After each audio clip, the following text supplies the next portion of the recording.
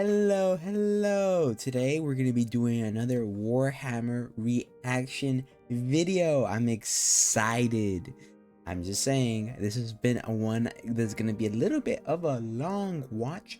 I'm very excited to get right into it. It's going to be The Last Church. This is one I've been looking forward to and trying to make time to record. So let's get right into it. Thank you guys for pressing the video. Let's go. Alright, let's see how this one goes. I'm very excited.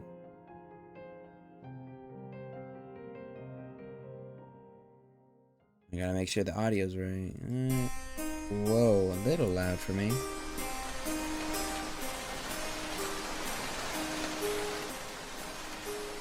Gotta make sure the audio picks up right though.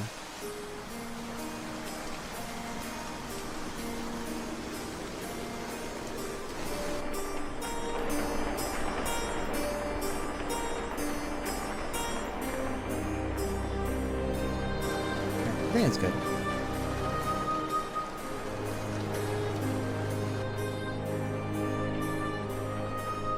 Wow, this looks well put together, I'm not gonna lie. So, The Last Church, okay.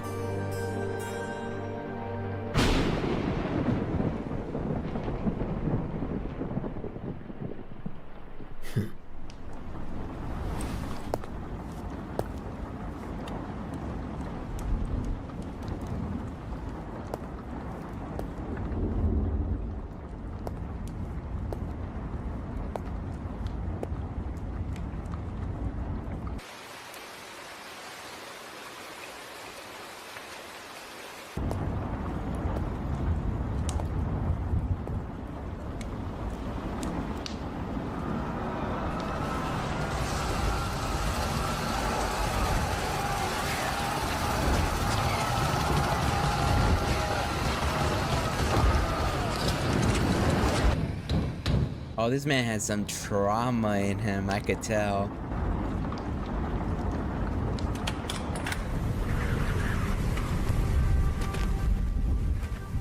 It is a cold night. I'm an old man. Please.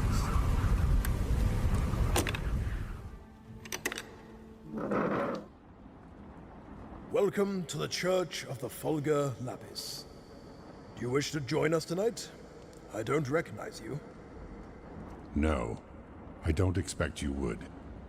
Nor would I expect us to be anyone besides you and I. Well, this is a surprise. My midnight sermons are considered quite popular in these parts. You're sure? Quite.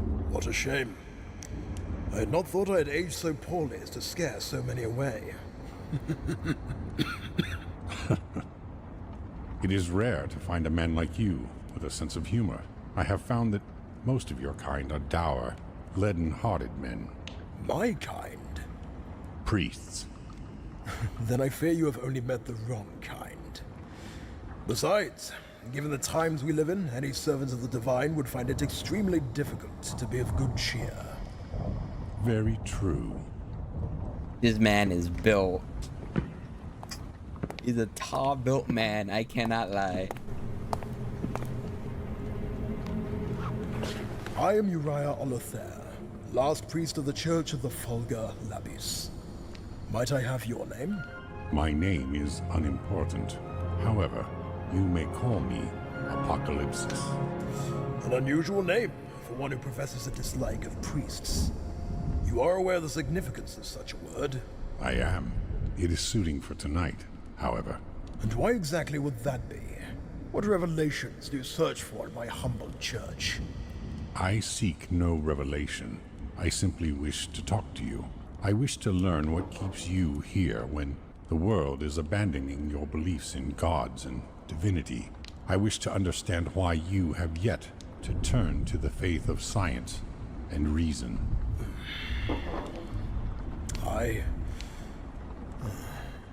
The great fresco of Isandula. A divine work. Wouldn't you agree?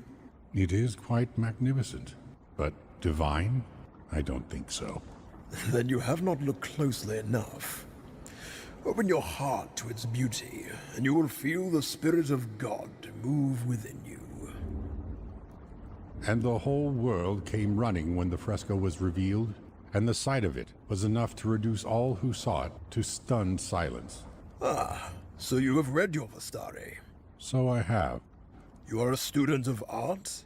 I have studied much. I'm not gonna lie, just because I know this is probably somebody of an importance, right?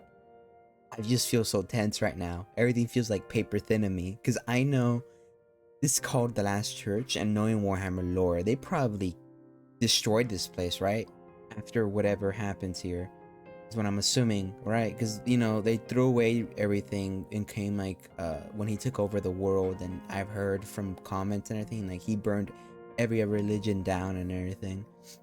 So I'm assuming this is gonna go bad, and I'm just waiting to hear that tick, that moment when he decides, all right, I'm done like investigating, I'm done looking into this, I'm done feeding my own my own curiosity on this topic. I'm done with that stuff. I just want to, I got what I want out of this. I'm gonna burn this place down. Like, I'm assuming that's gonna happen at one point, and just seeing this towering figure and this man believing what his last beliefs are, like being an outcast to this point in this world where everybody else is moving forward, and the vision of this great emperor has for us pretty much to advance as a civilization. And this is just like pretty much a memory of our past that has not yet been extinguished fully, but this is the last embers, and I'm just, it's intriguing, and I like the concept, and it's good, and I should stop yapping and get more into it, but mostly just this feels all like nerve-wracking, because I know the switch up is gonna happen at one point or another. At one point or another, somebody's gonna say something that's gonna trigger the other person, and it's just gonna go downhill. Art is indeed one of my interests. Then you cannot argue that this work was not inspired by a higher power. Of course I can. I do not seek to diminish the artist's sublime work through allocating praise upon a greater being. Her artistry does not prove the existence of anything. No god has ever created art. In an earlier age, some might have considered such a sentiment blasphemy. I have only ever seen mortal men accuse anyone of blasphemy, Uriah. I have only ever seen mortal men act upon it. Were reactions to the accusations any less violent, I would label it a victimless crime. Touché. But I have yet to see any scientists discover the root of inspiration. The human mind is a wondrous thing. Do not be so quick to underestimate it. Tell me, Uriah, have you ever seen the great cliff sculptures of the Mariana Canyon? No, though I have heard they are incredibly beautiful. They are indeed 1,000-meter-high representations of their kings carved in stone that no weapon or drill can cut. They are at least as incredible as this fresco, worked into a cliff that had not seen sunlight in 10,000 years, yet carved by a godless people in a forgotten age. True art requires no divine rationale. It is just art. You have your opinion, I have mine. Isandula was a genius and a magnificent artist. That much is beyond question. But she still had to make a living, and even magnificent artists must take commissions where they are to be found. I am sure this work paid well, for the churches of her time were obscenely wealthy.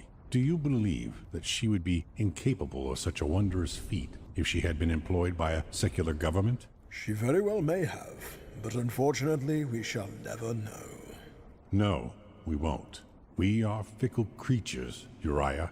All too often I am tempted to believe that the invocation of the divine is a ploy by the jealous to dismiss one's accomplishments. Oh. Jealousy? Absolutely. To see another succeed where you have failed is a sobering thing. Some would rather choose to remain ignorant of their limitations. That is a very cynical view of humanity. Forgive me, No. but I have seen too much darkness to be so innocent as to always assume good intentions. Do not mistake my intentions, however. Only in understanding our weakness may we find strength. Well, this has been an interesting discussion, but you must excuse me, friend Apocalypsis. I have to prepare for my congregation. No one is coming. It is just you and I.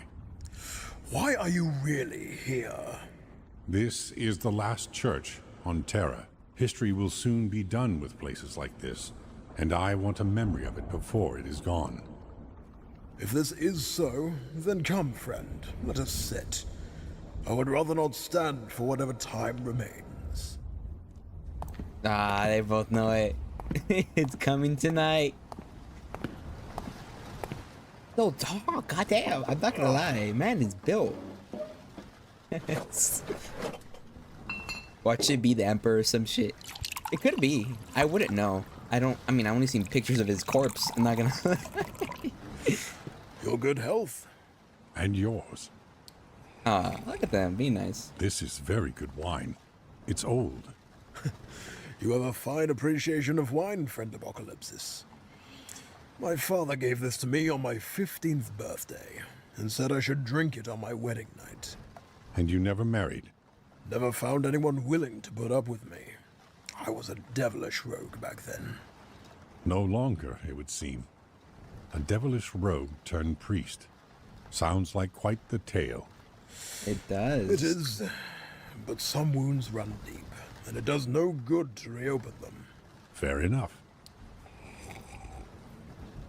Friend Apocalypsis, tell me, what did you mean when you said this place was soon to be gone? Exactly what I said. Even in your isolated state, you must have heard of the Emperor and his crusade to stamp out religion and belief in the supernatural. Soon, he and his forces will arrive to tear this place down. I know, but it makes no difference to me. I believe what I believe, and no amount of hectoring from some warmongering despot will sway me. That is an obstinate point of view. It is faith. It would seem I'm not as fickle as you would posit, eh? Faith. A willing belief in the unbelievable without proof. Faith's strength is just that. It requires no proof. Belief is enough. That is why the Emperor wants rid of it, then. You call faith powerful. I call it dangerous. Think of what people in the grip of faith have done in the past. All the atrocities down the centuries that can be traced back to faith. Faith is both the causation and the justification for so much evil. Yeah. Have you come here just to provoke me? I am no longer a violent man. Such a goal would be boring and fruitless for the both of us. If this is all you are here for, I suggest you leave. You are right, of course. I am being discourteous, and I apologize. I came to learn of this place, not antagonize its guardian. I like this debate. I accept your apology, Apocalypsis. Do you wish to see the church? I do. Then come with me. This is both. This is both a great and a horrible conversation. Like, in context, this is horrible. But just as two people talking, this is such a like somewhat healthy argument that I'm seeing. Right? Both are sure he's taking a little bit at heart, but he's also like if he doesn't want his time wasted. Like if you're here just to do this, like I'd rather not do this. Just go on your way, right? And I respect that, and I'm also seeing his point of view where yeah he has points, and I agree with both sides in certain things, but that's not really the point right now. The point is I like this. This feels good. This feels real. This feels like a good conversation to knowledgeful individuals would have on their own beliefs and their own ways, and I like where this is going. This guy's built. He is built. Goddamn. All right, let's keep going.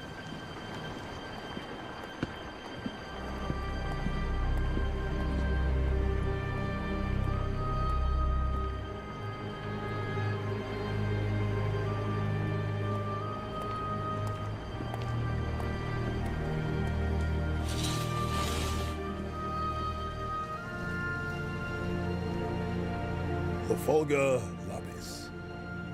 So this is a holy stone? It is, yes. Why? Why is it the Fulgur Lapis? I mean, why is it holy? Was it deposited on the ground by your god? Was a man martyred here?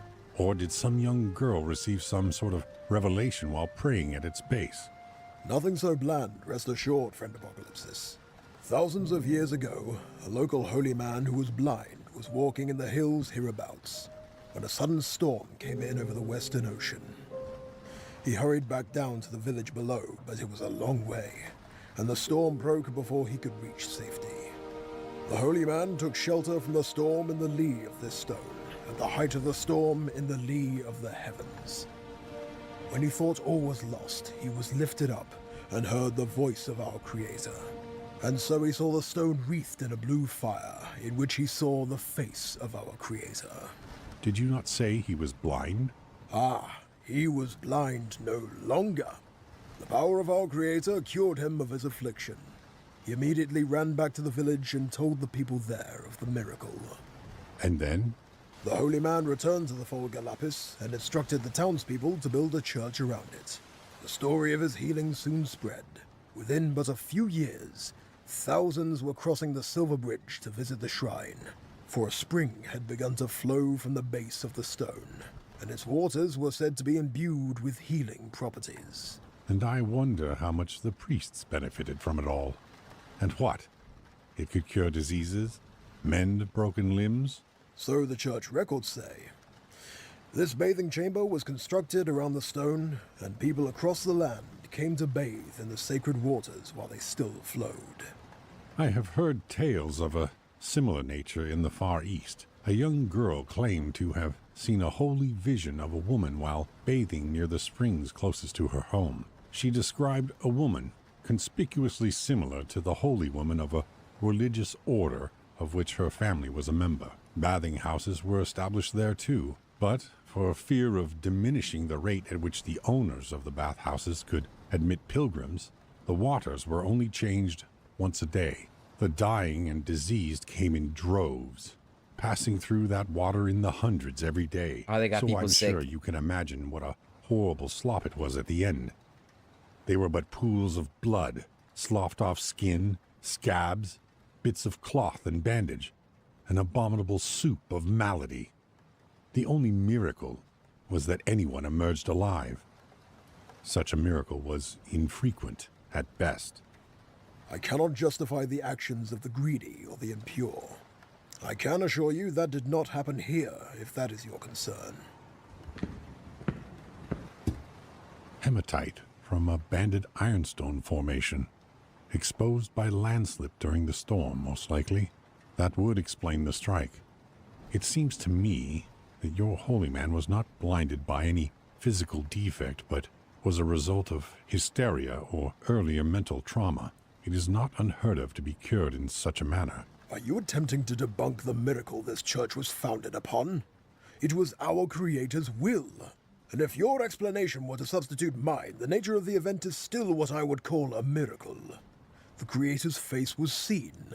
His voice was heard. It is a malicious thing to seek to destroy another's faith, Apocalypsis. I do not aim to be malicious.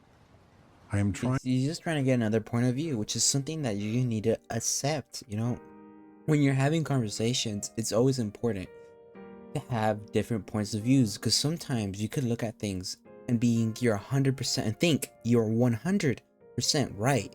But then from a simple viewpoint, you could have an entirely different story or like the frequent or action of events, or an entirely new like story in general. Like it might not be exactly what we thought it was the whole time, and that's why you need to, you know, that's why it's healthy in general to like debate and challenge your own ideals and thoughts, because that's how you grow and that's how you learn things. So this is why I'm like, that's one point I don't like about some people, right?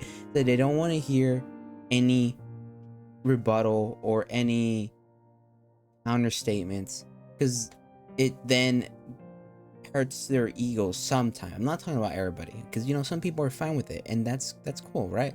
But some people get mad at you, and then they start thinking ill of you just because you're simply choosing to rebuttal, or I don't know even know the meaning if that word covers exactly what I mean, but like just counter their argument. And even though I guess some people just don't like it, and it's just okay, that's fine, but like then you shouldn't be telling me such things if you can't accept that. Like there's always,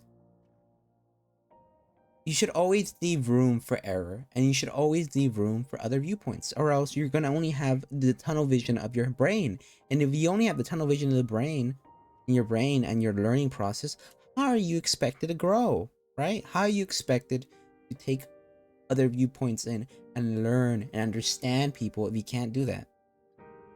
Wow, I went on a tangent there, but you get my point. You get what I mean. It's just not, it doesn't make sense to just believe one thing and that's it. You should have multiple points of view. It's just better and healthy for you.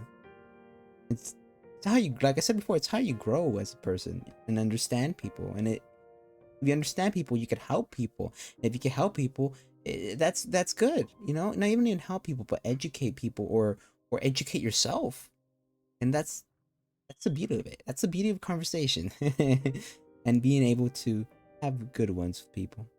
Trying to explain how such a thing could have happened without the intervention of a godly power. You think that the way we perceive the world is the way it actually is, but you cannot perceive the external world directly. Indeed, none of us can. Instead, we know only our ideas or interpretations of objects in the world. The human brain is a marvelous organ, priest, and it is especially adept at constructing images of faces and voices from limited information. Imagine your... I love how he's not exactly throwing his ideas to the ground, but he's also explaining and showing how, and he's kept doing this, how the humans, we are a creation of wonder. How we're amazing. We our art, our brains, are the way we could interpret things. Sure, it's a little dangerous sometimes, but we are magnificent. We're beautiful, okay? We're beautiful and impressive and intelligent beings, and that's how he sees us. He sees great potential in us, and he sees that we are enough. And if he's using his power, I'm assuming this guy is the emperor at this point, by the way. I'm assuming this man is the emperor, all right? And I'm gonna say he's gonna use his powers and everything to use and see the wonder in us and use it and guide us to what we should and can be, is what I'm assuming how this is gonna go down. He's trying to show him, trying to just talk to him, but he's also trying to give this point across of, hey, maybe it's not these gods that make us amazing and give us such gifts. Maybe all these things that we made, that sure, it gives us an excuse sometimes for some people to do bad things, but maybe it's just us that's that amazing and that great, and maybe we should use that for our own benefit instead of some higher deity, because in the end, isn't it better to just help yourself? I mean, at the end of the day, that's how you help others, by helping yourself first. Your holy man sheltering from the storm in the cover of this great stone when the lightning bolt hit, the fire and the noise, the pounding surge of elemental energy. Isn't it possible that an already religious man might, in such circumstances, perceive sights and sounds of a divine nature? We do it all the time. When you wake with dread in the dead of night, is that darkness in the corner not an intruder instead of just a shadow? The creak of a floorboard, the tread of a murderer? I agree. The human mind is a powerful thing. What I value most, however, is the ability to reflect upon the past and reach a conclusion that that tap against my window was a natural occurrence, and not a murderer come to kill a lonely priest. Given the origins and evolution of religions in the human species, it seems a far more convincing and likely explanation that it was a figment of happenstance and a creative mind. A holy man might make a miracle of simple good fortune because of a predisposition to believe in the supernatural. Don't you agree? No. I do not. Really? You strike me as an intelligent man. Why can you not concede at least to the possibility of such an explanation? Right, you should be Because open I to them. too have seen my God and heard his voice. Nothing can compare with knowing personally and completely that the divine exist. Ah, personal experience. The most valued kind. Tell me, where did you receive this vision? On a battlefield in the lands of the Frank. Many, many years ago. The Frank were brought into unity long ago. The last battle was fought nearly half a century ago. You must have been a young man back then. I was. Young and foolish. Young. Is that Foolish. the screams you heard Hardly a earlier? prime candidate for divine intervention. But then I've found that the least likely to receive it are often the most in need of it. I have read your holy book before. To me, most of the men who appear on the pages are far from ideal role models. Perhaps I should not be so surprised. The devilish rogue sits with me today. Right, that makes sense. Yeah, right.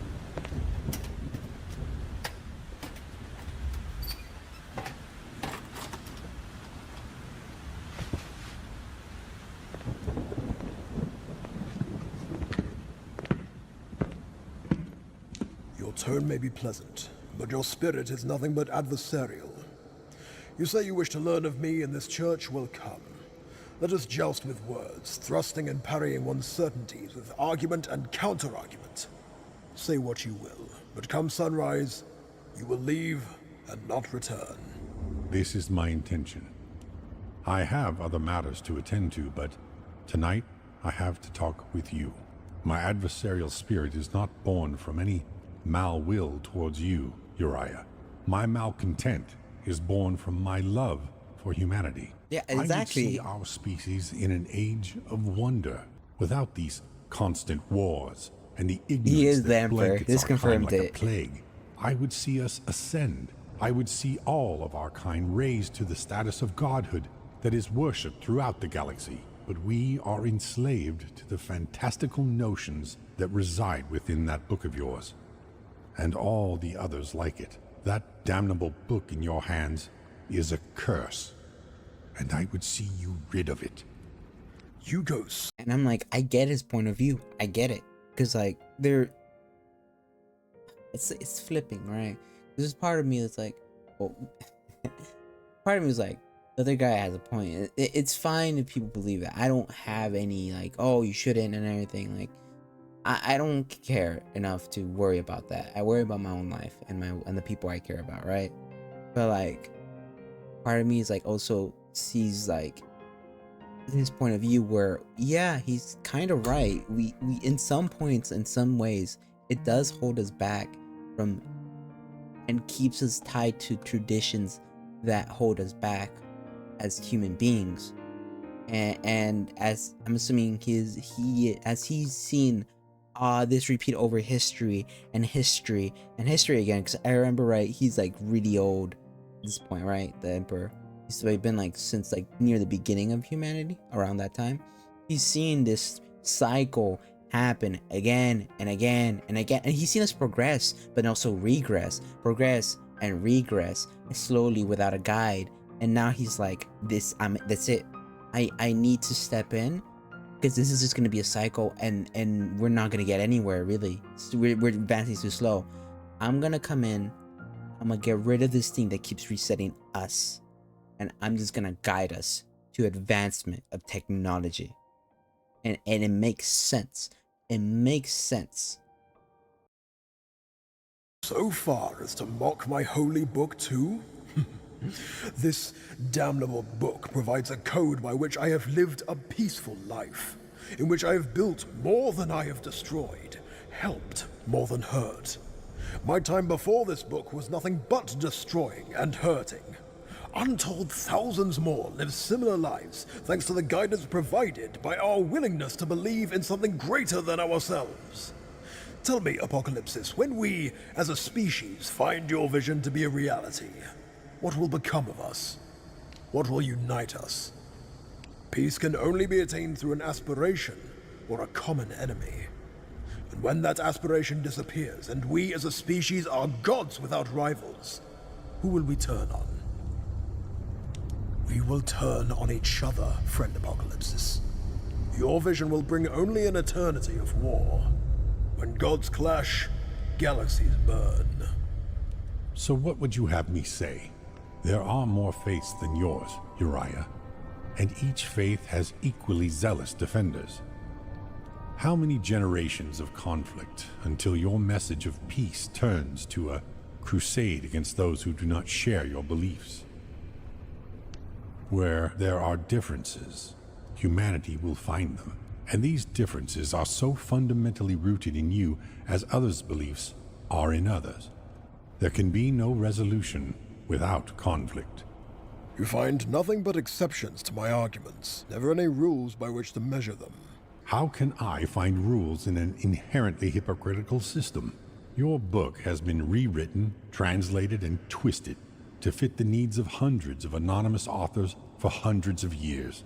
The faith is eternal, but the story and morals are not. One man hears his dead grandfather, and he is locked away in an asylum.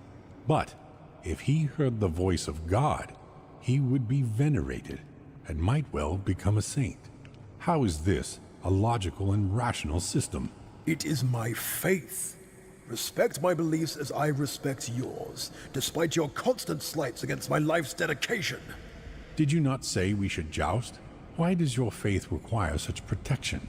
Is it not robust enough to withstand my questioning? No one else on this world enjoys such protection from scrutiny. So why should you and your faith be singled out for special treatment?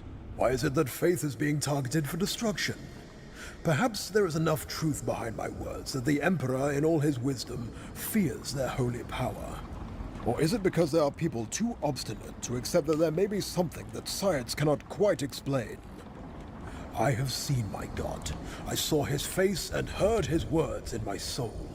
Do not expect me or anyone else to give your experience credence, Uriah, despite what you think you saw. You may believe it to be real, but just because you believe something to be true does not make it so. I saw what I saw. I heard what I heard. That day on the fields of Frank has never lost its clarity. I relive it with every waking moment in which I am not occupied. Are we gonna get where backstory? in Frank did this miraculous vision take place, priest?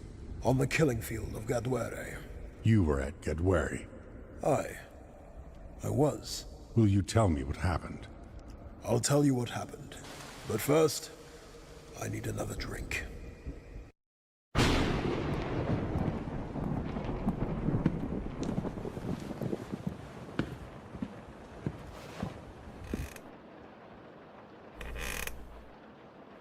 No, friend Apocalypsis, this is the good stuff. I wouldn't deign to drink this from a tumbler. Now we will drink from a glass.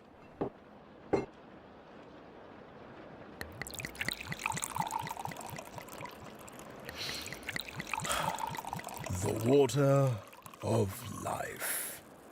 Finally, spirits both you and I can believe in. Give it a minute and let the vapors build. It intensifies the flavor. Swirl it a little. See the slicks on the side of the glass? They are called tears. And since they are long and descending slowly, we know the drink is strong and full-bodied. And how long must we wait? Patience, friend Apocalypsis. This wine has sat for many decades. It can sit for a few more minutes. Nose the drink. Feel the aromas and how they stimulate your senses. Allow yourself a moment. Let the scents awaken the memories of their origin. May I ask a personal question while we wait? Well, it depends on the question, doesn't it? Why is it you carry a timepiece that doesn't function? It is a family relic, you see. It has been with us since before even Old Night. No one knows when it broke, but as legend goes, it ticks before disaster strikes. I never believed it. Nor did my father. When I found it, however, it was a minute later than I always remembered it. Now it sits a minute from midnight. My father always jested that the day it struck midnight would be the beginning of the end. I've kept it for decades. Never once seen it budge. I check it often, as if it could warn me of danger. Maybe there is hope, eh? A grim portent. You seem to surround yourself with grim beliefs, Uriah. Perhaps. But let's not ruin this good wine with such dour thoughts. My story has not yet even begun. We've waited long enough. Drink, friend Apocalypsis, generously. Hang on to the taste before it is gone. Ah, that's a flavor I have not had in a long time. I didn't think any remained. It is an old bottle. One I rescued from the ruins of my parents' home. You make a habit of keeping old alcohol around. Aye, a throwback to my wild youth. I was fond of the drink. A little too much even, if you take my meaning. I do. Many a great man has been brought low by such an addiction. You said you wanted to know of Gadu. If you are Yes, ready and tell willing me. to I tell want to me of it. know. Yes. Willing, yes. Ready? Well, I suppose we will find out. Eh? Yes. Gadwari was a bloody day. It was hard on all who were there. I understand. I may be old, and my eyes may not be what they once were, but I can still tell that you are far too young to know of Gadwari. You would not have even been born when that battle was fought. Trust me, I know of Gadwari. I should tell you a little of myself first. Who I was back then, and how I came to find God on the battlefield of Gadwari. If you have half a mind to hear it, anyway.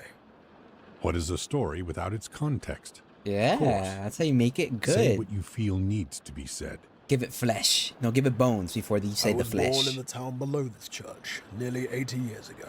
Oh. The youngest son of the local lord. My clan had come through the final years of Old Night with much of their wealth intact. And they owned all the lands around these parts, from this very mountain all the way to the mainland bridge. I wish I could say I was treated badly as a child, to give reason for why I turned out the way I did. I cannot.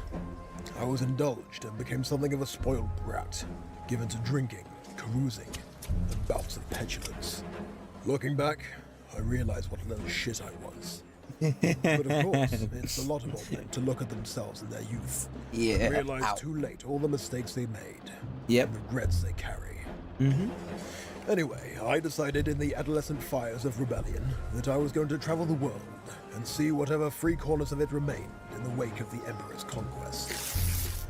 So much of the world had been brought under his sway that I was determined to find one last patch of land that wasn't yet under the heel of his thunderbolt and lightning armies. You make it sound like the Right. Emperor was a tyrant. Thunder He ended Warriors. the wars that were destroying the planet and defeated dozens of tyrants and despots. Without his armies, mankind would have descended into anarchy and destroyed itself within generations. He still is a tyrant. Perhaps humanity would have been better off that way, rather than under the shadow of this accursed eagle. Maybe the universe decided we'd had our chance, that our time was up. Nonsense. The universe cares not a whit for our actions or us. Yeah, we make our own Our fate. is wrought by our hands Exactly, and yeah. no others. We make our own Philosophical stories. point we will no doubt return to, but I was telling you of my youth. But of course, please, continue. Thank you.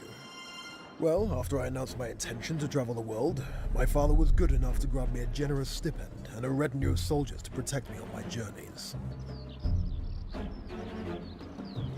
I left that very day and crossed the Silver Bridge 4 days later, traveling across a land recovering from war, which was growing fat on the labors decreed by the Emperor. Hammers beat out plates of armor, blackened factories churned out weapons, and entire towns of seamstresses created new uniforms for his armies. I crossed to Europa and caroused my way across the continent, seeing the eagle-stamped banner everywhere I went. In every town and city, I saw people giving thanks to the Emperor and his mighty thunder giants. But I'll be damned if any of it was genuine. It was like they were going through the motions, because they knew it was dangerous not to. I'd seen the Thunder Giants as a child, but never in the wake of a conquest. Never quite seen the reality of them before that point. I was drunk and whoring my way down the Tali Peninsula when I came across a garrison of the Emperor's super soldiers at a ruined clifftop fortress. My damned romantic rebellious soul couldn't help but try and bait the giants. I called them many names. Freak, slave, the minor demons of a greater devil. I even told them the Emperor's only goal was to enslave all of the human race to his own towering ego. After having seen them battle in the fields of Frank, I shuddered to think of the fear I was in then. I thought I was being clever. In my own stupor, I convinced myself I was a hero. So dumb. Looking back, I would never even have passed as a martyr. Eventually, one of the giants broke rank and approached me. I was monumentally drunk. I felt invincible as only a drunk and a fool could. This warrior was huge, far larger than any human I had ever seen. His entire body was encased in heavy, powered armor that enclosed his chest and arms. The sheer power of each soldier was never made clearer to me than when that giant came over to me and lifted me up, tearing my shirt and upsetting me greatly. I kicked at his armor and beat my fists into bloody pulps against his chest, but he just laughed at me. I screamed at him to let me go, and he did just that, telling me to shut my mouth before tossing me off the cliff and into the sea. I won't say deserved, but you messed around and you found out, right? Like, you don't do stupid things and not expect stupid reactions out of it, right? Like, that's why you gotta be nice to her. Well, not nice. You gotta be kind to those who are kind, and kind to those who might be going through bad times, right? Even, like, you know, you never know when a compliment could help somebody's tough day go better. That's why you gotta be nice. Even though some people just aren't kind enough to themselves to be kind to others, you know? Either way, it's besides the point. You messed around and you found out, you know, you did this. And I mean, he was drunk, but still, come on, that's drunk antics, I guess. By the time I'd climbed the great steps back up into the village, they were gone, and I was left with just myself and a hatred greater than I had ever known. Stupid, really. I was asking for it. Yeah. It was only a matter of time until someone put me in my place. And after Tali? Here and there. I've forgotten a lot of those years, truth be told. I was drunk most of my waking hours. I know I took a sand skimmer across the Mediterranean wastes and traversed the wastelands of the North African conclaves that Shankal reduced to an ashen desert. All I found were settlements that were busy paying homage to the Emperor. So I carried onwards, far into the east, to see the ruins of Ursh and the fallen bastions of Nath and Doom. Even there, however, in places so far away as to be the most desolate and remote corners of the world, I still found those who gave thanks to the Emperor and his gene-engineered warriors. Ooh, you sound mad there. Didn't these people know they just exchanged one tyrant for another? Then again, it wasn't their choice. Humanity was on the brink of extinction. I cannot convey this point any more clearly. Without unity, and without the Emperor, there would be no human race. I cannot believe that you do not see that. Oh, I see it all right. I see that very clearly. The devilish rogue did not, however.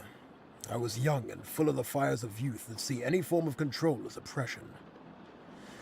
Though they don't appreciate it, it is the function of the youth to push at the boundaries of the previous generation, to poke and prod and establish their own rules. I was no different from any other youth. Well, perhaps a little. Yeah, but that's how generations either get better or get worse. That's usually what happens. There's a generation that understands and goes through a great thing, right? And then they grow strong and they grow better for it. And then they push themselves. And then either comes a generation that pushes it further, or sometimes there's a generation that takes a couple steps back, and then it comes to a cycle, pretty much. couple steps forward, a couple steps back, a couple steps forward, a couple steps back. They poke and prod and make some changes, sometimes good, sometimes bad. Sometimes it regresses, sometimes there's a economy that crashes, sending it a little bit backwards, a little bit forwards, wars, stuff like that. And that's just how humanity works, at least right now. It's just how it is, mainly because we're so diversified. And like here, he brought it all down until one giant. Sure, some people might see him as a tyrant, but he did unify everything, so there would be, you know, not as much conflict and everything, because everything's unified. And there's benefits and there's downsides to that, but at this point I see his point. Humanity was dying, it was going to be wiped out. He had to do something now, because he knew the cycle would continue until there was nothing left. And I get his point as well. It's interesting. I like this. This is a good watch. So you'd traveled the world and hadn't found any corner of it that hadn't sworn allegiance to the Emperor. Right. Where did you go next? He's looking for an act of defiance, something he could cling to that also sees his perspective of it right now. At least not him right now, but his younger self is pretty much internally doing that. I returned home for a spell, bearing gifts I'd mostly stolen, and then set off again. But this time I went out as a soldier of fortune instead of a tourist. I'd heard rumors of unrest in the land of the Frank and fancied myself a renowned war hero. The Frank were a fractious people, even before the days of unity, and were never ones to bow to invaders, even the ones who posed as benign. Once I reached the continent, I had heard of Havelek de Gros and the Battle of Avalroy, and rode straight for the town. Avalroy, a town poisoned by the bitterness of a madman whose meager skill fell far short of his ambition. Now that much is obvious. Back then, the story was that Havelek was found wrongly accused of the brutal murder of the woman the Emperor appointed as governor. He was set to be shot by a firing squad when his brothers and friends attacked the local army units running the execution. The soldiers were torn to shreds, and the death of a few locals in the fighting turned a small-scale riot into open rebellion. It got ugly faster than the town had time to think what they were doing. But by then, it was too late. That's the dangers of mob mentality. One person sees one thing, and then everybody's doing something, and then in the scarcity of the moment of not trying to get also destroyed by the big thoughts going around, you join in the anger to do things that you would normally never do. It leads to bad decisions that are not thought out because they are fueled by emotion. Bad emotion, there's a difference, but mostly in these moments by bad emotion. We love it. We love this. Fortunately for everyone, Havelek was a gifted orator and fanned the flames of the townfolk's ire at the Emperor's rule. Within the hour, a hastily formed militia had stormed the local army headquarters and seized the weapons within. None of the soldiers survived. You are aware that Havelek did assault and murder the woman? I learned that later, yes. By then it was far too late to do anything about it. By the time I reached Avalroy, full of piss and vinegar for the coming fight, Havelek had rallied a number of the local townships to his cause and amassed quite an army. It was magnificent, friend Apocalypsis, for it had been everything I had so desperately searched for. Yeah. Icons of the Emperor being torn down. Makes sense. Colorful buntings hanging from every window. Bands playing in the streets constantly while Havelek and all of us, his soldiers, marched up and down the town. I swear it felt like we were an army of devilish, daring youths. They're all gonna get murdered. We all know this. They're all gonna get murdered. We should have been training. We should have prepared. But our courage was buoyed up by the festivities, and more towns rose up against the Emperor's rule by the day. Within the week, we had amassed an army of nearly 40,000 strong. Truly, it seemed, I had found my glorious rebellion I had so desperately craved. It was heroic and courageous and dangerous, and it spoke to my romanticism for the heroic freedom fighters of old. We were absolutely sure that we would be the spark that would light the fires of rebellion all across the world. and see the autocrat tumbled from his self-imposed rule. Then we heard that the Thunderbolt and Lightning armies were marching from the east, and we set off in grand procession, making all due haste. Havelek leading us from Averoy was a joyous day.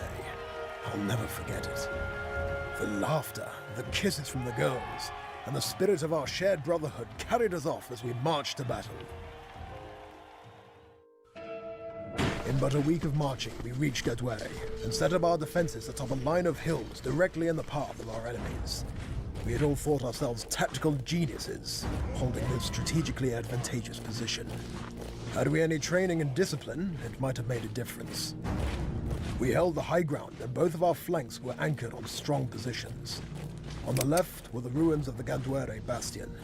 On the right, the desolate marshes through which nothing could pass. You must have known it was madness to engage the Emperor's armies. I mean, you had no hope of defeating them.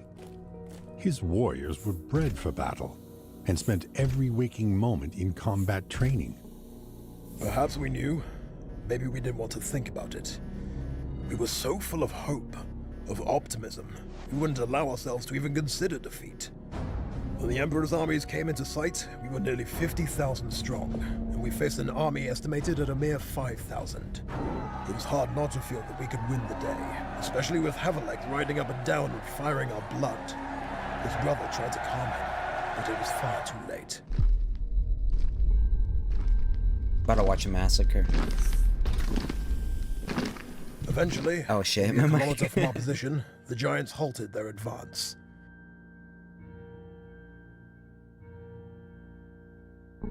We should have waited too. Instead of letting the spirit of the moment die, we charged down the hillside like mad, glorious fools, screaming war cries and waving swords, pistols, and rifles over our heads.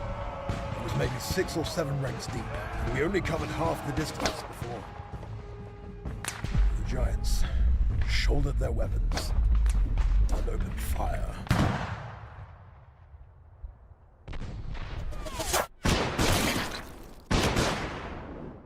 By God, the noise. I'll never forget it. The first volley was thunder that ripped down the line, and our first 5 ranks were cut down to a man before they could even scream. Each of their bullets was a small bomb that ripped limbs from bodies and burst men open from the inside like wet sacks. I turned to shout, and was struck in the back of the head and fell forward into the ruptured body of another man. Rolling over, I felt the back of my head and realized I had been hit. Shrapnel or some fragment, I figured. I could feel myself losing blood, weakening by the moment. Now the initial shock of the first few seconds had passed. The screaming began. The charge had ground to a halt, and now the men and women were milling around with confusion and fear. As reality finally dawned on them, and they understood the magnitude of what Havelek had done. Now, the Thunder Warriors took their turn to charge. Yep. They broke into a run, and terror trembled beneath their feet. Most of those who had fallen but survived the volley were crushed beneath a giant boot. They all were unsheathing their swords with serrated edges and motorized blades.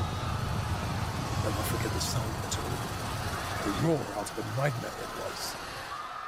We had been defeated in the opening volley, but these warriors were without mercy. Havelek had somehow survived the initial barrage with only superficial wounds. And as I lay on my back dying, I watched him stare, dumbfounded, as the leading Thunder Warrior cleaved him in two with a single swing of his chain blade. Looking back at Havelek's army, I saw my terror mirrored on the face of every man and woman left, who were all begging for mercy, throwing down their weapons, trying to surrender, but the slaughter continued, heedless of their perils. They marched right up to them and hacked into them without mercy. All those people were cut apart so quickly and brutalized with such economy of force, I couldn't believe so many people could die in so short a time. It was not the glorious battle I had dreamed of. It was mechanized butchery. The terrors of war, am I right? I'm assuming the Emperor has no room for such rebellions and has no room for people who are willing to put up with this type of movement, so he's just cutting it all out. From a strategic sense, it makes sense. From a human stance, this is extreme, but these are extreme times. So I could see both sides from this. I could see his perspective on this, and I say like, yeah, this is probably the smartest thing to do in this moment. Maybe not. Maybe I'm wrong, but like I could see his logic here. And then the other perspectives, like maybe you should let them, you know, surrender and take them in, and then yeah, I also see that point. But it's a difficult situation, and this is what happened, and you can't change it, you know. I like it. I've been liking this story very much so far. I like it so much. If I could have ran, I would have. And I'm not ashamed to say I laid there weeping, listening to the awful sound of people dying, and the wet sound of flesh being shorn from bodies, and the stench of voided bowels and open bellies, until the mercy of darkness overcame me. When I woke, surprised I'd still lived, it was dark. In the distance, I heard the victory chants of the Thunder Warriors drifting across the fields, along with the smoke of victory pyres. Havelek's army had been destroyed. Wow, look at that scene. Not routed, not put to flight, destroyed. In less than an hour, 50,000 men and women had been killed. I never learned of any other survivors. Weak, and laying in a field of human parts, I began to weep once more. I was in agony, bleeding to death and thinking how absolutely pointless my life had been. The heartache and ruin I'd visited upon others in my reckless pursuit of hedonism and self-interest. I wept for my family and myself. And that was when I realized I wasn't alone. Who was with you? The power of the divine. I opened my eyes and saw a golden face above me. A face of such radiance and perfection that my tears were no longer shed for my self-pity, but for his beauty. The light radiated from the figure, and I averted my eyes for fear I'd be blinded. I had been in pain, yes, but now that pain was gone, and I knew I was seeing the face of the divine. I could not describe that face to you, not with all the poetic imagery in the world at my disposal, but it was the most exquisite thing I had ever seen. I felt myself lifted up and thought this was the end. Oh and then no. the face spoke, and I knew I was destined to live. Oh no. What did this face say to you? Why do you deny me? Accept me, and you will know that I am the only truth and the only way. Did you reply? I couldn't. To utter any words would have been base. Oh no. He saw the Emperor and he thought it was a religion. Oh no. Oh no. And the Emperor's in the room with him. He's about to screw with his mind. He's about to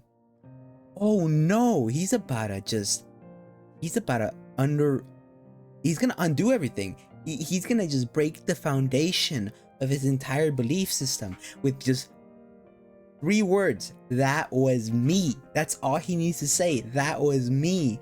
And this entire foundation of his entire beliefs, his entire faith is gonna be shaken to its core. And that's such a good, this is good writing. I like this. It's such a revealing moment. And oh my god. Wow. I gotta keep watching. In any case, my tongue was quite stilled by the awesome vision of God. What made you think it was God? You were a dying man on a battlefield, surrounded by your dead comrades, and you were having an epiphany about the futility of the life you had led. Think back, priest. Surely there is another explanation? I need no other explanation. You may be wise in many things, Apocalypsis, but you cannot know what goes on in my own mind. I heard the voice of God and saw his face. Does the perception of events truly matter if the results are singular? I was borne up and set into a deep slumber, and when I awoke, my wounds were healed. A piece of bone had been embedded in my skull, nearly a centimeter away from severing my spinal cord. When I rose, I searched for fellow survivors. I was alone. I decided to return to the land of my birth, but when I returned, I found my family home in ruins. The townsfolk told me Scandian raiders from the north had come to plunder my family's wealth. So they killed my brother and tortured my parents and sisters in an attempt to make my father give up the family treasures. My father had a weak heart and died before they could learn his secrets. I found my home in ruins and my family as bleached cadavers. There were no amends to be made at home. All I had to remember them by was their wealth, good wine, watch. and this damned watch. Yeah. I am sorrowed by your loss, Uriah. If it is any consolation, the Scandians would not accept unity and were wiped out near 3 decades ago. I know, but I do not revel in death anymore. The men who killed my family will have been judged by God, and that is justice enough for me. That is noble of you. I took those few keepsakes from the ruins and made my way to the nearest settlement, thinking I'd get blind drunk and try to figure out what to do with my life. Halfway there, I met an old priest in need of help, in desperate search of the next caretaker of the Folga Labis. I knew I had found my purpose. I had spent my entire life until then living for myself, but when I saw the spire of that church, I knew that God had a purpose for me. I should have died at Gadu, but I was saved for a reason. And what was the reason? To serve God, to bring his words to the people. I mean, I guess that's the one good side about believing in something more than yourself, is that it brings you some sort of, I mean, I get it.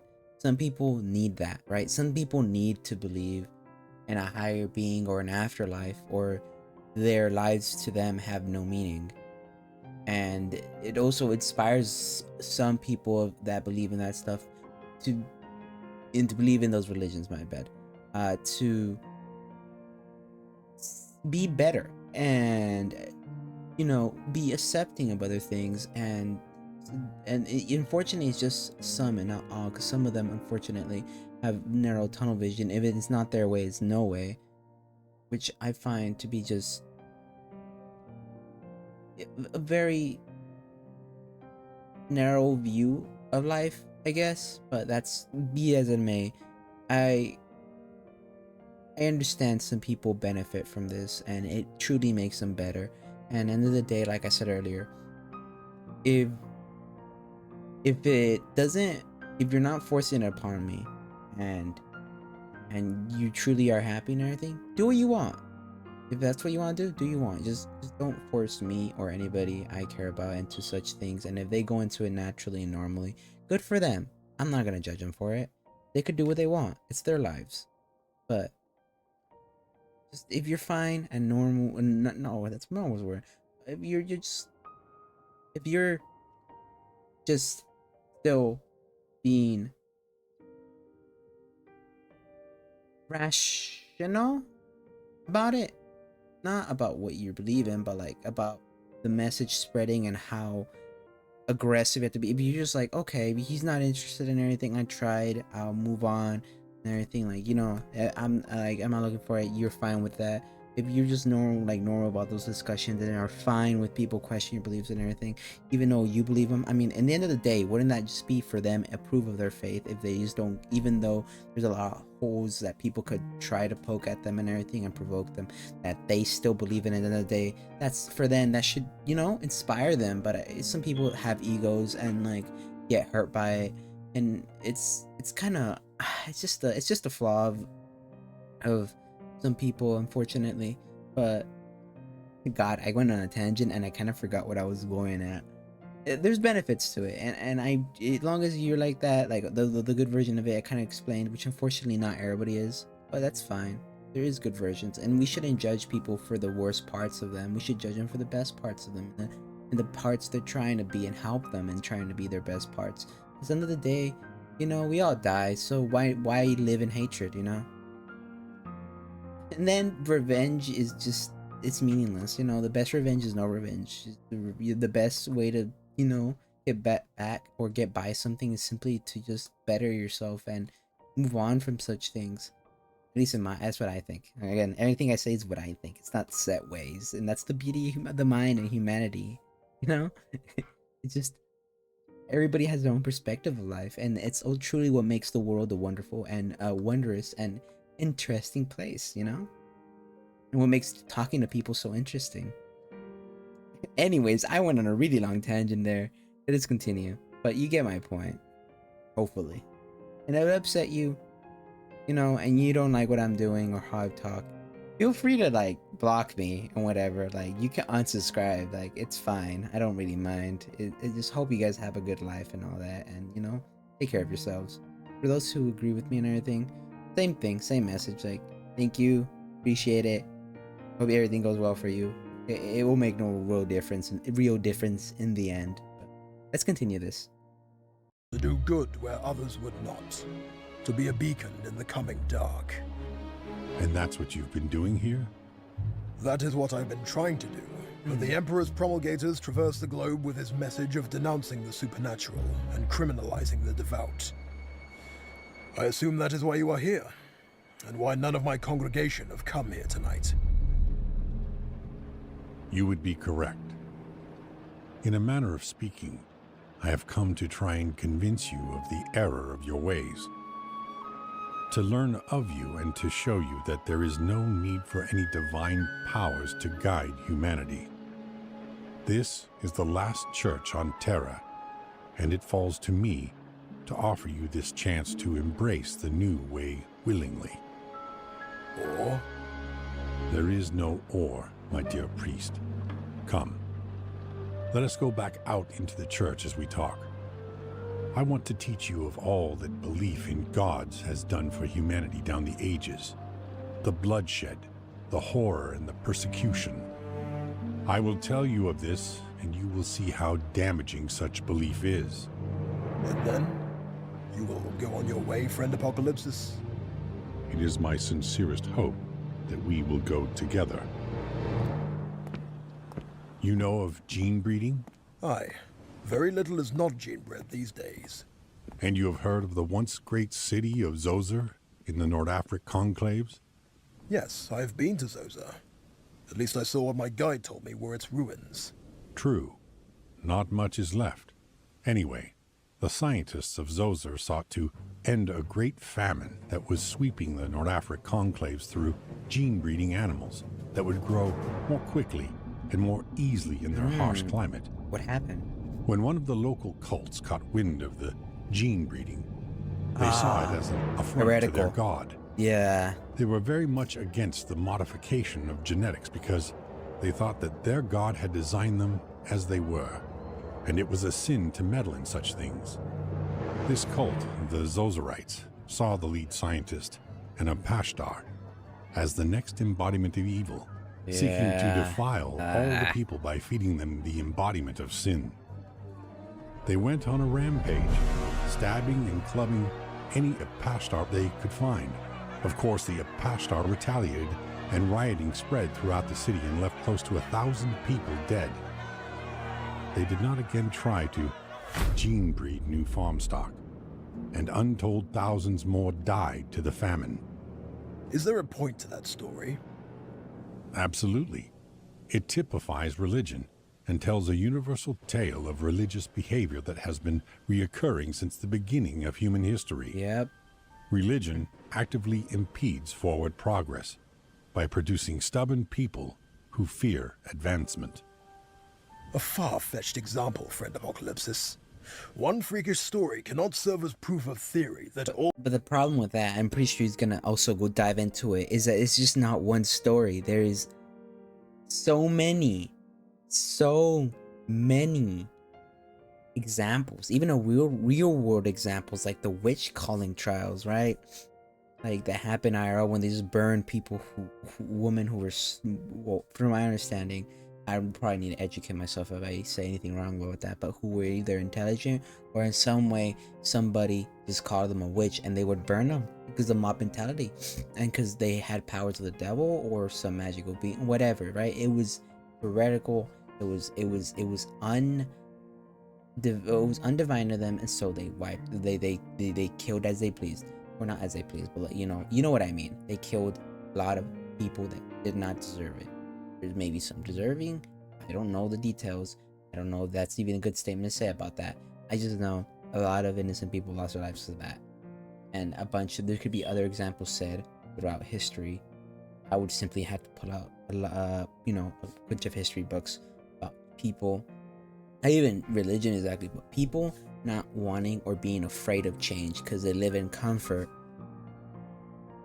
then decide to push back on change, which I guess I get. Change isn't always good, sure, but change and advancement should also be somewhat looked into, yes, but also you shouldn't, just because it's weird or bad or hard or you might see them wrong, doesn't mean it's bad in general or for us, and sometimes it should be accepted. But because just because the change would challenge something, like sometimes religion is set in stone and how they said these creatures are made this way and they're changing it, they're doing something that only a god, they're playing God, and now there's going to be consequences, when if they did that, they probably could have saved thousands of lives, and it wasn't really anything they did wrong. They were just trying to change an animal's biology a little bit, which is something we can do and should be fine in my point of view. And no, they attacked, and there's just a lot of there's could be a lot of examples that I'm unaware of and can't quote right now, and there will be a lot of examples of that. But there's also a lot of examples of the other way around that I do know. A lot of examples of people who simply for having a belief in something are attacked as well, which is also wrong, because you shouldn't attack people for what they believe. You shouldn't attack people in general. You can not like people for what they believe, sure, but that gives you no right to attack them. Sure, there's some religions that are extreme, and sure, it might be unethical to our point of view. And at that point stuff, I honestly don't even know myself what exactly would be the best course of action for that type of things. To be honest, I wouldn't know what exactly. If I was ever put in a predicament between that, it would be a tough call. But that is too much talking. Let's go ahead and keep going with the video. This is going to be a long recording. All belief in the divine is a bad thing. Why don't you tell the story of the time a church organized a program to help the poor and the sick and the dying? Why do you not tell a story of when faith and religion gave a community the strength to stick together and help each other through old night? Through faith comes character. There's good and bad. And through our character there is moral strength. Without such guidance, the world would descend into anarchy. A secular government with strict laws and programs could accomplish all that you have listed without creating stubbornness or creating a dependability on a church that would impose further taxes upon the poor and make waste of otherwise productive time. Also true. The idea that the church is a moral compass just isn't true. Where the church is strong, it causes cruelty. Intense belief produces intense hostility. Yeah. Only when faith loses its force can a society hope to become humane and progress. I can see his point of view. I don't believe that. My holy book gives instructions on how to live a good life. It has lessons humanity needs. I have benefited greatly, as have the people in the town below. Are you sure? I have read your holy book, and much of it is bloody and vengeful. I suspect an outside spectator would view the people on those pages not as exemplars of proper behavior, but terrifying examples of corrupt morals. You are missing the point, Apocalypsis. Much of the text is not meant to be taken literally. It is symbolic or allegorical. That is exactly my point. You priests pick and choose which bits of your book to take literally and which to read as symbolic. And that is a personal matter, not a divine one. That is also true. You Yeah. may be pure and noble, Uriah, but all too often a priest is a man who is cruel and purely seeking personal gain. Religion has no place in a fair and just society.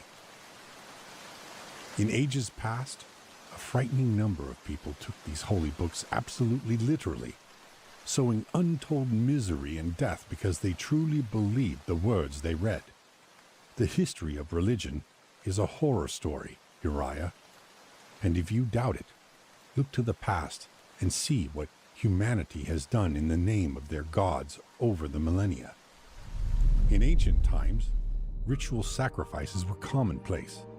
To appease their vile gods, priests drowned women and children in sacred wells and cut the heart out of their slaves and prisoners. They would drive a pile through a maiden's body to pacify a non-existent creature. You cannot seriously compare my religion to such barbarism.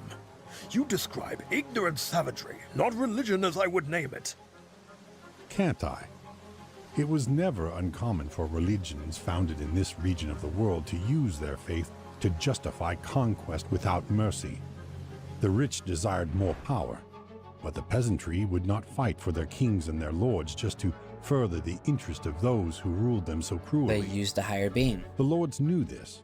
They guised their political objectives with religious significance by the just and marvelous judgment of God, and the people fought fervently for a cause with no merit. Extremism bred extremism, and the retaliation was swift. Now that war had been initiated Also, it looks like the Dark Souls praise the sun. I'm not gonna lie. on religious pretexts, the conflicts escalated, and the battling continued, until little was left but fields littered with the bones of the foolish and the deceived. But sorrow or remorse was never tolerated for such a thing, as the crusade was God's will, after all. This is ancient history. As you say, the nobles were bent on furthering their own interests. They used religion as an excuse, but in their greed they would have committed these atrocities one way or another. You cannot vouchsafe the truth of events so lost in the mists of time. I would agree with you, had they not repeated the act nearly a century later. Warriors laid siege to the Sex stronghold in ancient Frank, and when the city fell, the generals asked their leader how they might tell the faithful from the traitors among the captives. The leader, who followed his God, ordered the warriors to kill them all. God will know his own. 20,000 men, women, and children were lost to faith that day. Of course, for fear that any may escape, an organization was given absolute power over the people, with its sole purpose to hunt down those who ran. They brought about hysteria and tortured any they so pleased. They did not stop once all their enemies were hunted down and killed either. They, too, had convinced themselves of their holiness.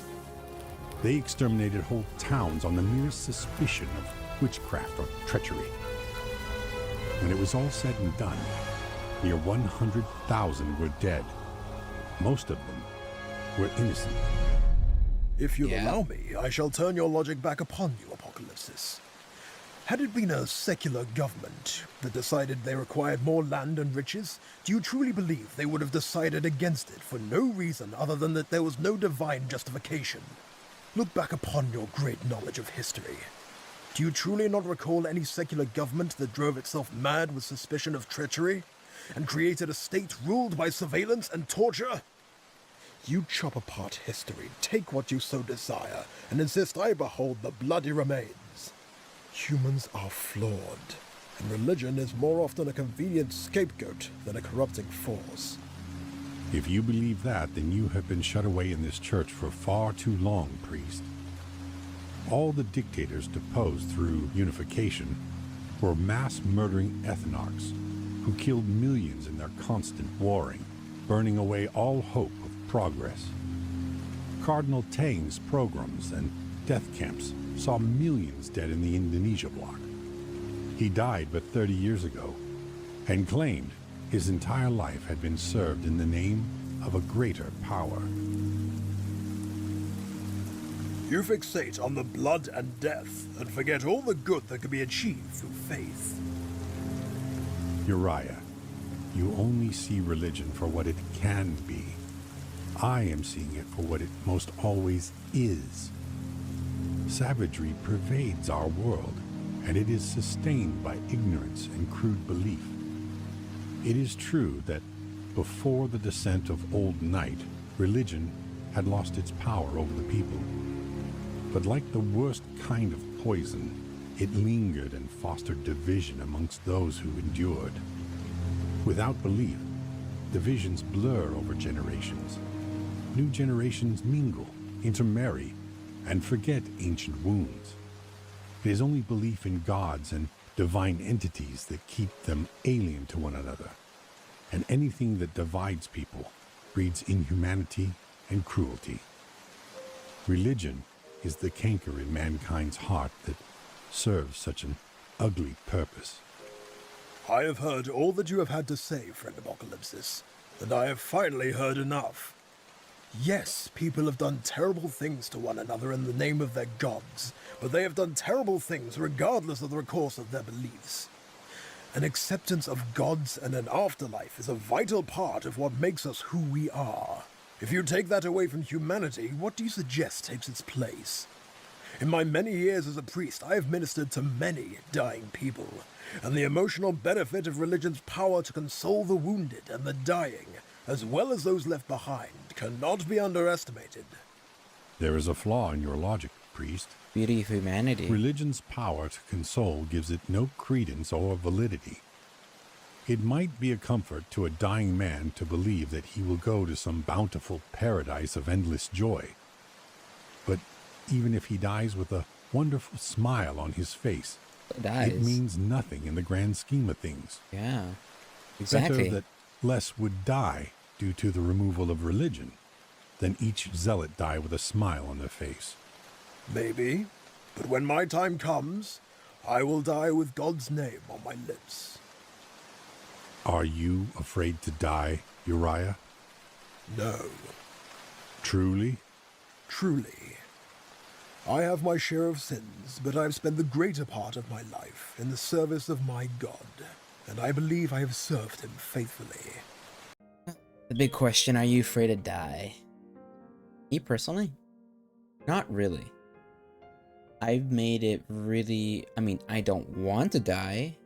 If I could avoid it, sure. But if I have to die, that's it, I guess. I lived my life pretty much the way I wanted to, and trying to just treading on the line of just the choice of just being better as a person. And I am truly, even though I at this point wouldn't have lived a long life, I'm happy with what I've lived, and I don't need an afterlife to believe in to be fine, because I know that the point for me that brings me joy is that I managed to live at all and got to experience life in general. The beauty of life, the beauty of being born, the beauty of going through pain, the beauty of growing in general, the beauty of meeting other people also lucky enough, the beauty of learning other people's head, the beauty of seeing progress, the beauty of seeing regression, the horrors of everything that gives our life meaning, and our life's reason in the end is ourselves and those we surround us with. It's all up to us to make our own lives. And in the end of the day, we die and we're forgotten. So why not live every day the best you can for yourself? Because you owe it to yourself. And that's why myself. I'm not afraid of what comes after death. If anything, I'd be grateful that I've been given this opportunity to live at all. Wow, I went on a tangent there, but let us get back to it. I went off the deep. So why is it that when you go to these people who are dying and clinging to their beliefs that they don't welcome the end of their life. Surely, the gathered family and friends should be of good cheer and celebrate their relatives' passing. After all, if eternal paradise awaits us, why are they not filled with gleeful anticipation? Could it be that, in their heart of hearts, they don't really believe it? Are you ever excited to have a loved one move on or leave in search of something greater? Are you ever excited to leave your family and friends in search of a better life? Even if it is for the best, are you delighted to leave all that you know to be thrust into the unknown? No one is. Life is a gift, and our chance to make ourselves into someone before our time in the afterlife. Who would give that up willingly? If you cannot see that plainly, then you are a fool.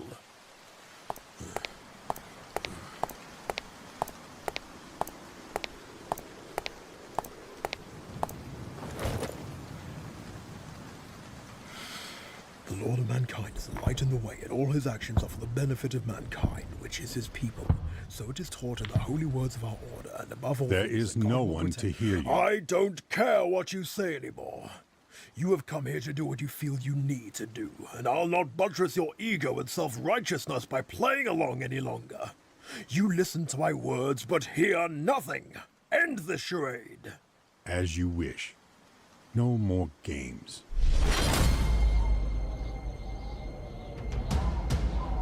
Oh no, he's gonna. I feel bad for him, but then. Ugh.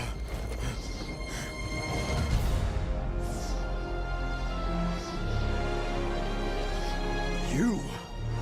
Now do you understand the futility of what you do here?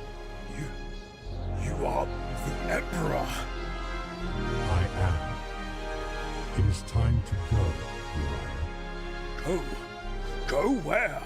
There is nowhere else for me in this godless world of yours. Of course there is. Embrace the new way and be part of something incredible. A world and a time where we stand on the brink of achieving everything we ever dreamed. He's not gonna accept it. Verona's work was never meant for darkness. Only in the light can it achieve its full potential. Humanity is the same. And only when the suffocating shadows of a religion that teaches us not to question is gone from this world, will we see its true, radiating brilliance. I will miss this place. My God, it's not gonna. I know he's probably not gonna accept it, but then this also sheds light, right? This also sheds light how bad of a situation we are at current times. To see this man who has such a vision for us, such a future for us, that he wants such greatness for us, and then for me to know that we don't achieve such things, we don't get to his vision of what he thinks we can get to.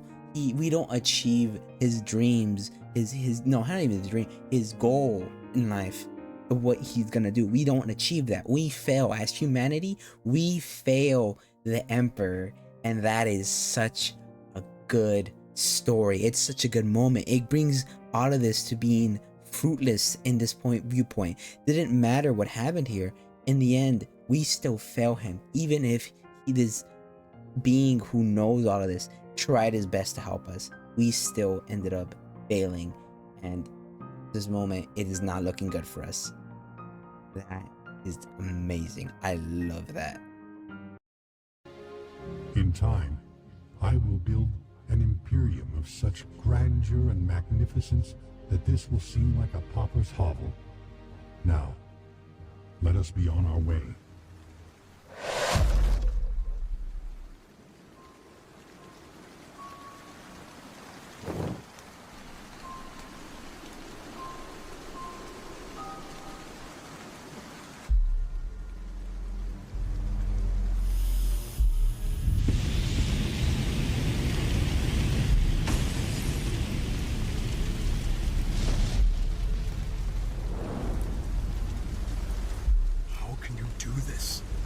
You say you stand for reason and the advancement of understanding. But here you are destroying a repository of knowledge. Some things are best forgotten. I hope you have foreseen the consequences of a world bereft of religion. I have. It is my dream. An imperium of man that exists without recourse to gods and the supernatural. A united galaxy with terror at its heart. A united galaxy? Indeed. God, he must be so disgusted with what we've become and what we've done with him and to him and for him and in his name. He must be both angry and just sad that we have done this when we had so much to work with. We were giving everything, and yet we ended up squandering it. Ah, this is good. I love this. Soon enough, unity will be achieved on Terra. It is time to reclaim humanity's lost empire among the stars. With you at its head, I presume. Of course, nothing of such grand scale can be achieved without a singular vision at its heart. Least of all, the reconquest of the galaxy. There is a place for you at my side, Uriah. You are noble and your heart is true. We have need of iterators who would spread my imperial truth across the stars to all those planets without guidance. I can submit to no imperial truth. My entire life has been altered by, at best, a misunderstanding. At worst, my life has been spent following a lie. But you know what? It doesn't matter that my life has been one massive falsehood. I came here with my heart open and emptied by grief. The spirit of my god had entered my soul and filled me with love. My devotion was my salvation, and I have spread a doctrine of love and forgiveness. No amount of words and tricks may change that. Even now, despite this revelation, my heart is filled with love. There is no resentment in my heart. What makes faith so powerful, Emperor, is that it requires no proof. Belief is enough. I feared such a thing. I wish you would join my great crusade, Uriah. Soon I shall expand my Imperium to the furthest corners of the galaxy, with all my sons beside me. I need men like you. You make a virtue of commitment and purity. Did you not just speak to me of the horror of the Crusades? And what evil men do in the name of purity? You are no better than the holy men you were telling me about. The difference is that I know I am right, Uriah. Spoken like a true autocrat. You misunderstand, Uriah. I have seen the narrow path that humanity must walk to survive. This is how we must begin. It is a dangerous road you travel. To deny humanity a thing will only make them crave it more. I see no reality in which your goals do not lead us to disaster and ruin. Beware your subjects do not begin to see you as a god. I truly hope, in the name of all that is divine, you are right. But I dread the future you forge. I wish only the best for my people. I believe you, Apocalypsis. Aww. But I cannot be a part of it. Yeah, I didn't think he was gonna accept it.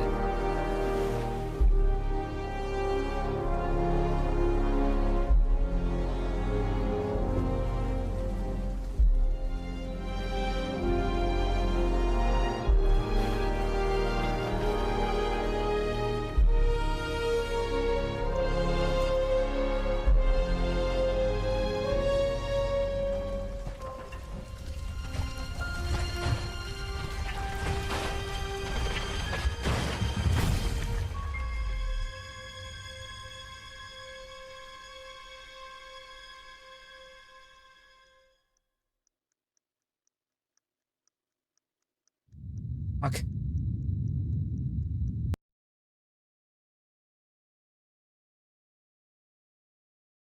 Oh, interesting.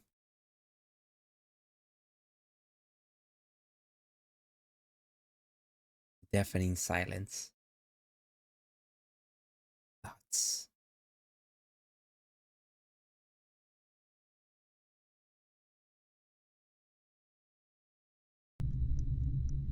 The audio was cut. All right. Yeah.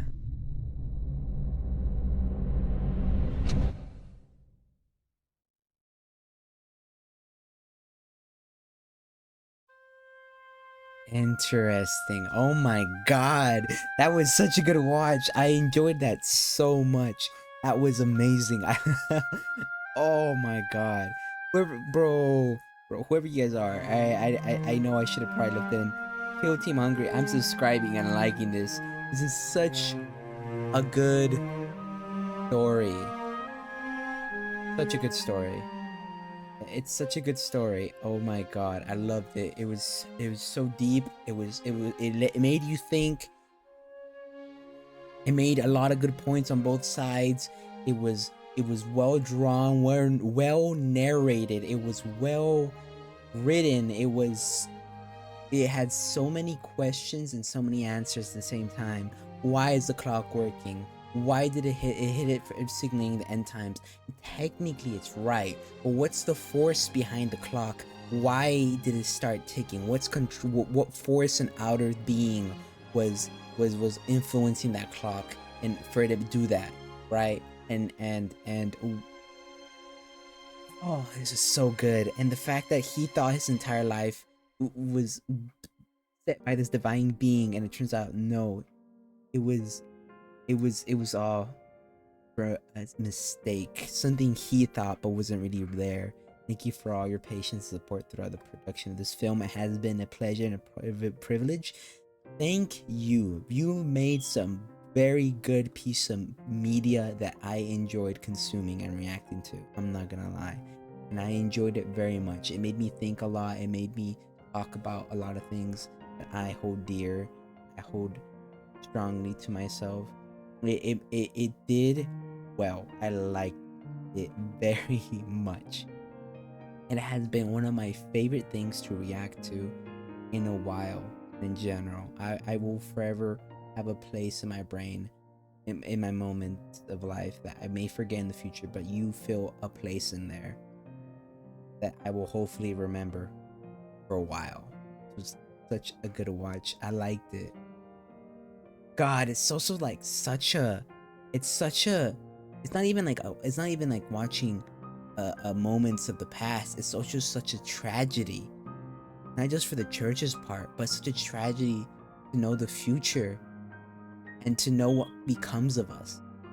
And seeing this brings you hope, but it also shows you the reality of it. It shows you the reality of our situation and how far we've fallen. And it brings me sadness, to say the least. But man, I think it's about time I wrap up this reaction. 1 hour and about to be 40 minutes. That's a lot of editing that future me is gonna have to handle. Well, I hope you guys enjoyed watching this as much as I did. And if you have anything to say, anything at all, I don't mind, bad or good, like, you know, negative or positive comments, put a comment down, you know? Like the video, follow me, sub to my channel, hit the notification bell for any videos I might make in the future, depending on such things. I've definitely got way more interested than I was originally in Warhammer thanks to this story. It sheds lights on a lot of ideologies I pretty much enjoy. Now, hope you guys take care of yourselves, drink your water, and treat yourselves nicely, because you know what? You guys deserve it. You guys really do. Alright? I'll do my job and hopefully entertain you.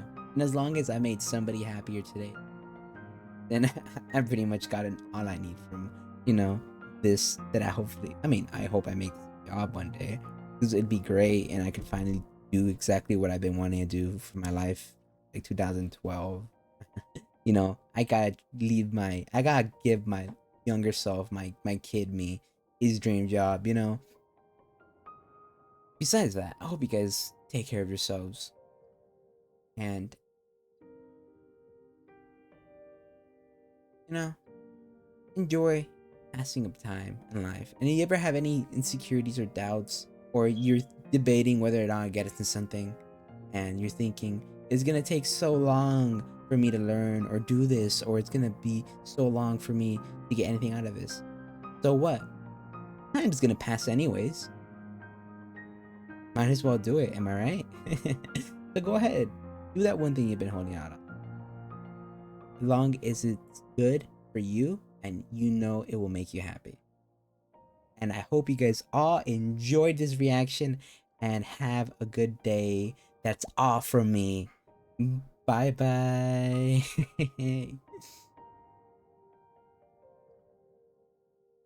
Hello, hi. Just wanted to add in case you're seeing this after my video, I will be streaming at the time of posting this video, so if you feel at all interested in seeing me live, I'll leave the Twitch link in the description. Besides that, hope you guys all have a great day. That's it for me. See you guys over there. If not, have a great day.